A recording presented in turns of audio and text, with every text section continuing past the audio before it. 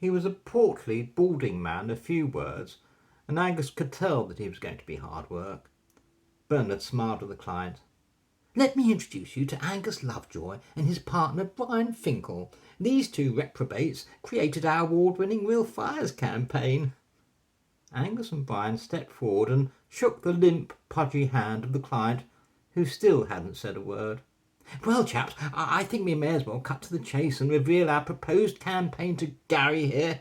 Angus, would you like to do the honours?" Angus was going to present, but had suddenly felt terribly anxious, and he now instinctively knew that Brian would be better with this guy. Brian would never get fazed by anything or anyone. He gestured to Brian, who picked up the cue immediately. That's what Angus so liked about Brian. He always knew the score. They may have been very different in so many ways, but when it came to work, they were perfectly in tune with each other and on the same wavelength. It was undoubtedly the key reason for their astonishing success in such a relatively short period of time. Well, there couldn't have been many, if any, creative teams in the business who'd gone and won a D&AD Silver for their very first TV campaign. Brian pulled several presentation boards from a portfolio and placed them face down on the boardroom table. "Let me first thank you for this opportunity to work on your brand. It's the first time Angus and I have had the pleasure of working on diarrhea tablets, and we can see this campaign of ours running and running.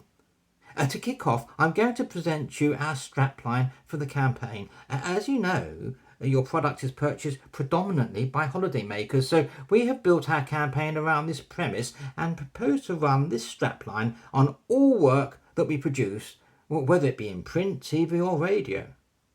Brian revealed the first board with a white headline reversed out of a black background. It read, "Don't let your stomach upset your holiday."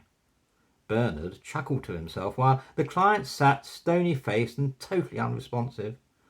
Brian continued in his assured manner. I'd like to show you our press campaign first," he said, and then revealed a double-page spread that was taken up primarily with images of toilets.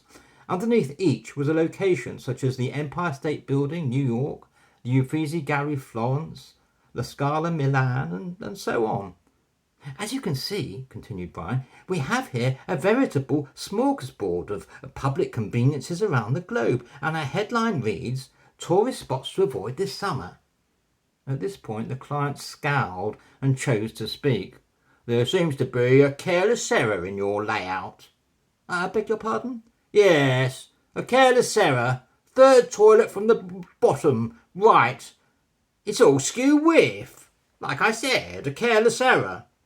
Brian laughed. "Oh no, that's not an error. It's deliberate. You have to read the title beneath it." Gary placed reading glasses on his nose and peered at the offending toilet. "Leaning Tower Pisa? I suppose you think that's funny."